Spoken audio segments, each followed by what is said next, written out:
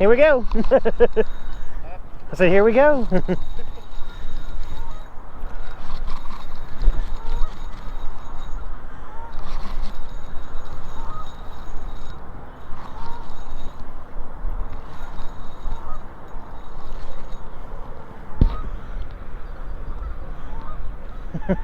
Just a bluegill. So I set the one up with mealworms and the other one up with Powerbait. Just kind of an experiment to see which one would catch something first. You can touch it if you want. It's slimy and wet, but it ain't gonna hurt you. Eyeball? No, don't poke the eyeball. Why? Because he needs to see. He did. He's went back in the water.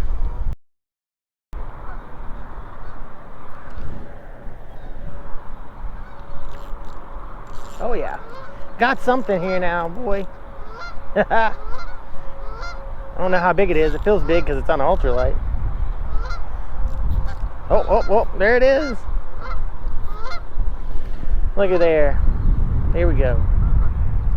Come here, little guy. Don't thorn me, please. Here, check that out.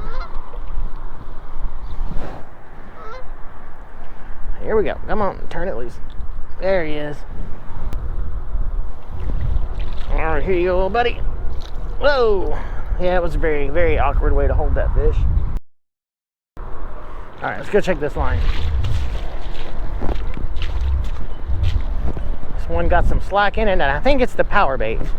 So far, in my little experiment, the mealworms are winning, but I didn't catch a trout yet. It was a bluegill. So the goal was to see which one would catch trout better, mealworms or Powerbait. Yep, Powerbait is gone. So that was probably the first activity from trout so far. But, you know, I landed 2 fish, both bluegill, one on the mealworms, one on the 1-inch gulp minnow. Well, I'm gonna stick it out here a few minutes longer at least. When I finally get free from work and everything and get out here to try my experiment with Powerbait versus mealworms, it starts raining. It was supposed to just be cloudy today, but stuff happens. Weatherman's wrong sometimes. Oh, we got something on the mealworms here. For sure, for sure.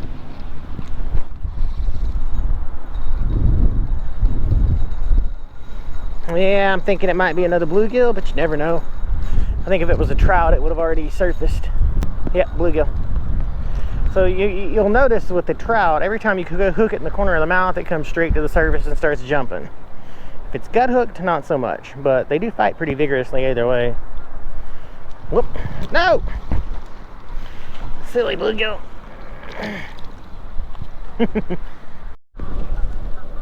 All right, didn't have the camera rolling for that one because I was talking to another fisherman here, but there he goes. He's off. Score 1 for the Powerbait. Alright, so here's the trick. I'm going to try to keep watching my rods over there.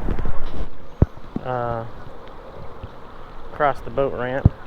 I'm encouraged a little bit though, because like I got one guy right behind me that's in his vehicle waiting out the rain.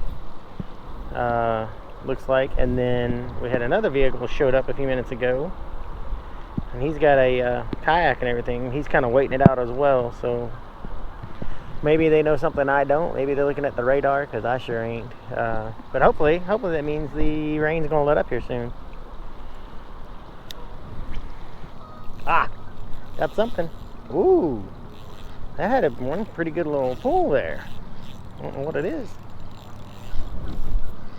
Just a bluegill. Yeah, pretty good little run there for a second though. I'm telling you, my hookup rate has went up so much since I switched from the 4-pound fluorocarbon to 2-pound monofilament. All right, here we go. See if we can get a good release there. There he goes. Oh, I got something here.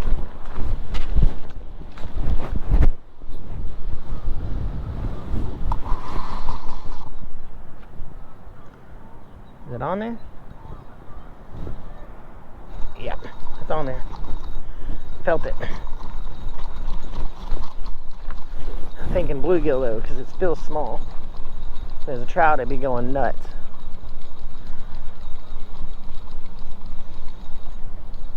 Bluegill. No, that ain't a bluegill. Let me get a picture of that guy.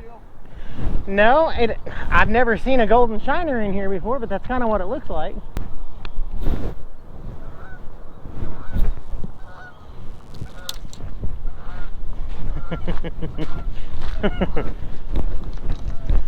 See, it looks like a golden shiner to me, but oh my goodness, yeah. But I've never seen a golden shiner in here before. Yeah, it looks like they're good catfish bait though when you cut them up, supposedly. You cut them up, yeah. You can actually, cut them in half right there, and then Now I've tried cut bait for the catfish in here before and not had a lot of luck. I figure it's because they're farm raised, you know. They ain't. Yeah. But, well, like, I mean, if you want to try to deliver, I got a whole container. Oh, I appreciate the offer.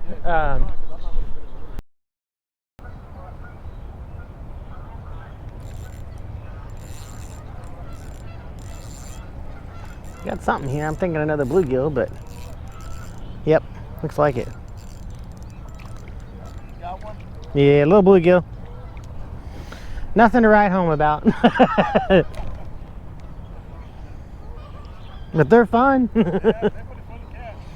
Especially on these little ultralights. Alright, let's see here. Whoop, there he went. Whoop. There's one on the Powerbait.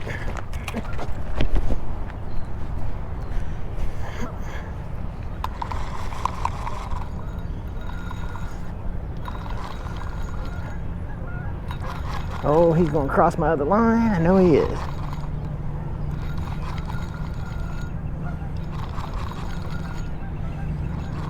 Did he?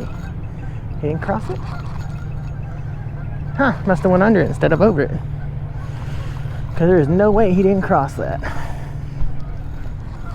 Oh. Oh! Did you see that? That was a good sized trout, and it jumped somehow and unhooked its mouth and got away.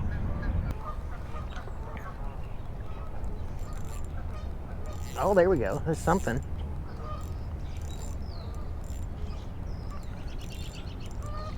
Little bluegill. He's fighting good, man. Look at him go. Not a bad size for this little lake either.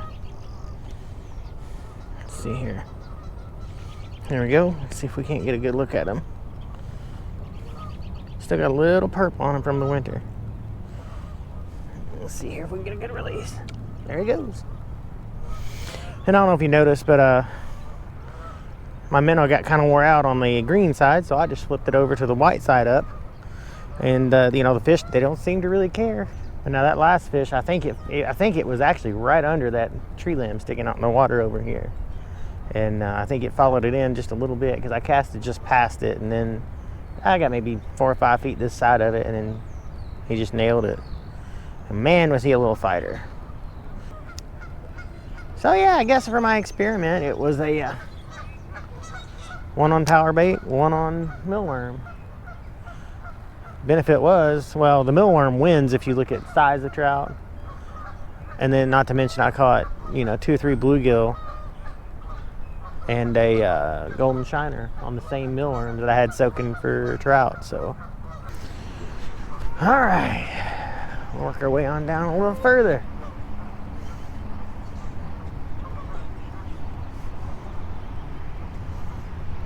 Watch out, Goosey, are you all right?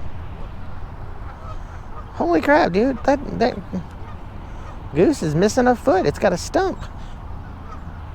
Poor thing. Look at it go.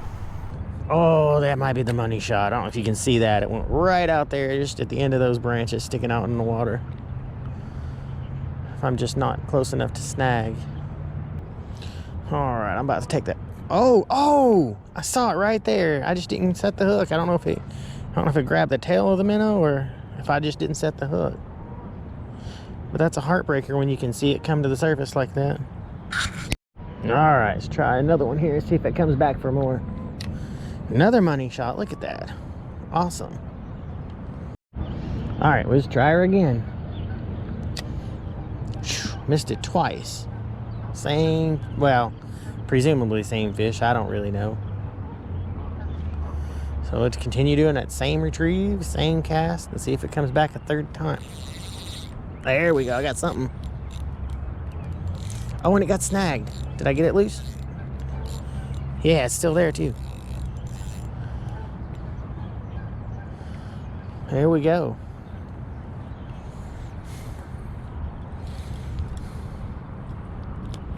Whoa.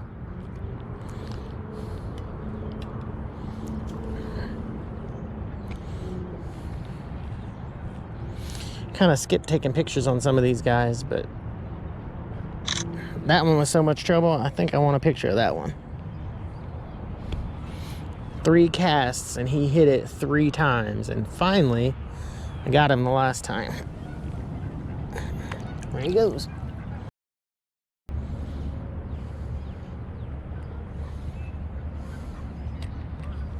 There's something. I don't know if it's a fish or a stick. Oh, it's a little bitty fish. Look at that. Little largy. Hold still, buddy.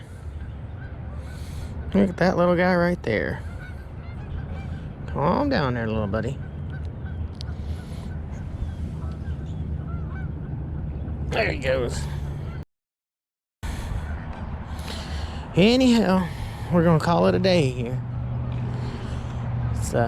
It's actually been quite fun. It started out as a experiment for trout and turned into a heck of a day for ultralight fishing. Who'd have thought? Who would have thought?